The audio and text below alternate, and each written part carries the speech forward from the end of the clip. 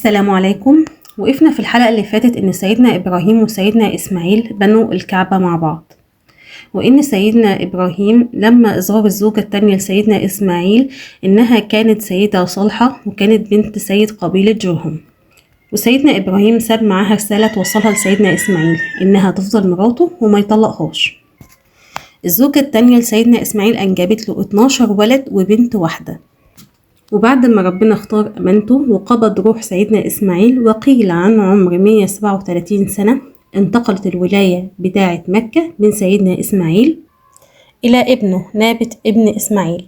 لكن أخوال نابت اللي هم أخوال أولاد سيدنا إسماعيل ما سابوهمش في حالهم، وقالوا إن هم لازم ياخدوا الحكم والحكم لازم يبقى في إيديهم، فأخدوا فعلا الحكم من إيديهم. وأولاد سيدنا إسماعيل ما حاولوش إن هم يتخانقوا معاهم وينازعوهم على الحكم وإن هم يستردوا الحكم تاني، لأ، هم عظموا صلة الرحم وعظموا البيت الحرام وسابوا لهم الحكم، وده أول طريق للظلم.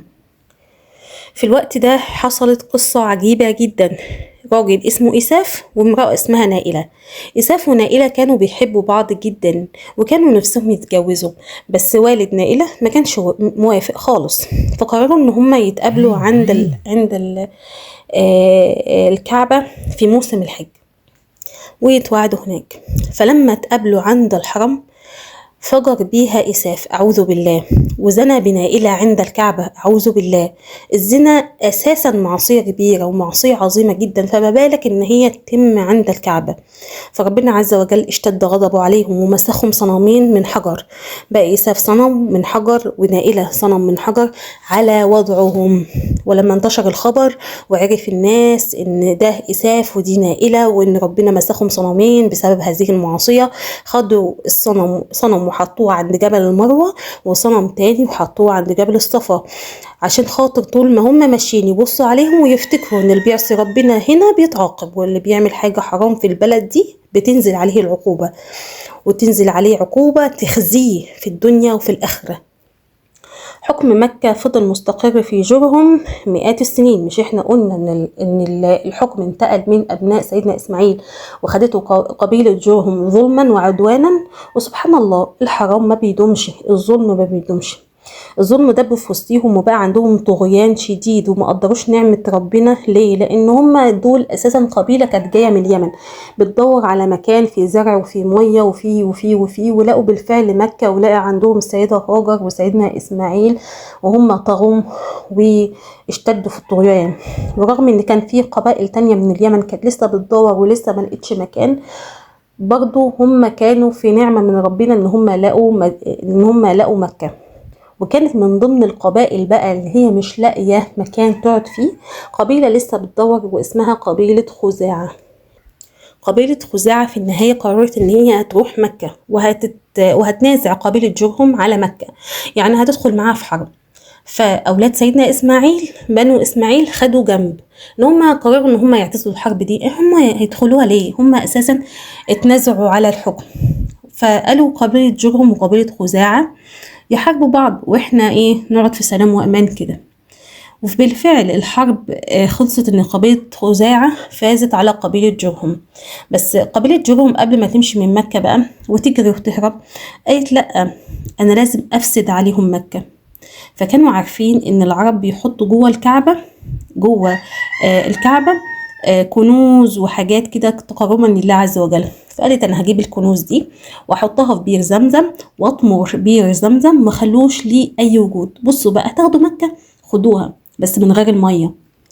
ساعتها خزاعة خلاص خدوا حكم مكة بس من غير المية. وكان سيد قبيلة خزاعة ده اسمه عمرو بن لحي. عمرو بن لحي ده راجل ملعون، كان كلامه زي الشرع في مكة كده، يعني كلامه زي السيف على رقبة الكل، محدش بيقوله لا على حاجة. بس كان راجل كريم جدا وكان بيطعم الحجيج وحده، وكان ما بيتقالوش لا، وكان عنده تجارة واسعة. فكان طالع في قافلة في الشام، وهو طالع مر على العماليق.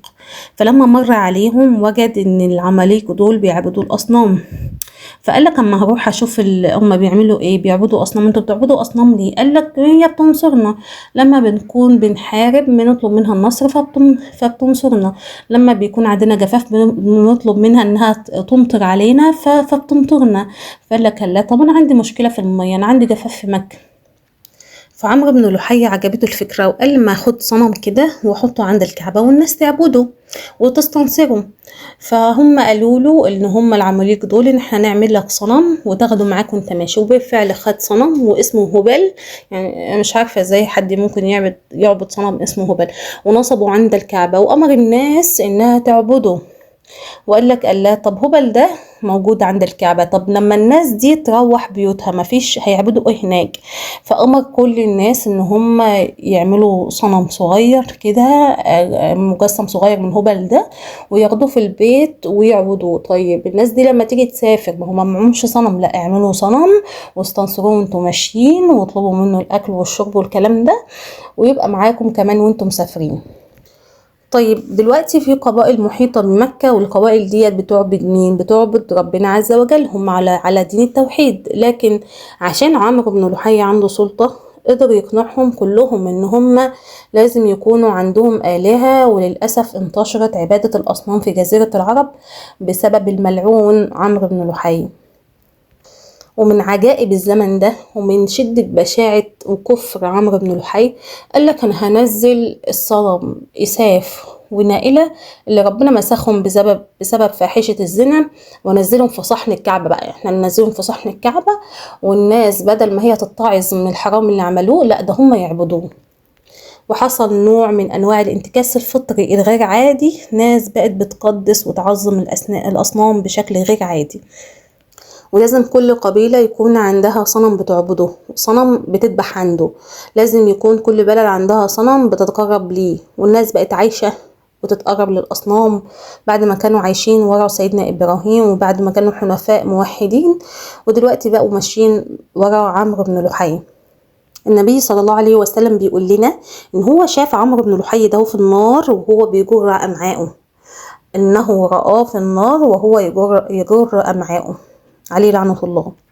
من الحاجات برضو اللي هو أفسدها عمرو بن لحي إن هو اخترع لنفسه، إن اخترع كده اختراع اللي هو بهايم مقدسة، أنعام مقدسة بيتقرب ليها للآلهة. هو عنده دلوقتي آلهة من حجارة، وبقى بيتقرب للحجارة دي بأنعام مقدسة اللي هي البهايم يعني. فبقى عنده حاجة اسمها البحيرة. البحيرة ديت اللي هو الجمل الذكر اللي جاب كام بطن كده، يعني أنثى، اللي هو لقح الإبل التانية يعني. في آخر واحدة كانت أنثى، فقال إيه بقى دي تتساب للآلهة، محدش يحلب اللبن بتاعها ولا يجي جنبها ولا أي حاجة. الوصيلة ديت اللي هو الخروف اللي جابت بطن النعجة، يعني اللي جابت بطن ذكر فيسيبوها للآلهة، انما لو جابت انثى فهي بتاعتهم عادي. والسائبة برضو تسيب كده، اللي هو واحد كان نذر في الجاهلية مثلا وتحقق، فيقول الناقة ديت انا سايبها، السائبة بقى انا سايبها لربنا للآلهة يعني. ما تعقرش يعني، ما تدبحش، ما يتاكلش لحمها، ما تتركبش هكذا، ما تتحلفش كده بقى. فطبعا سيدنا محمد لما بعث ربنا أنزل في القرآن وقال ما جعل الله من بحيرة ولا سائبة ولا وصيلة ولا حام، ولكن الذين كفروا يفترون على الله الكذب وأكثرهم لا يعقلون. وكده عرفنا ازاي انتشرت الوثنية في جزيرة العرب.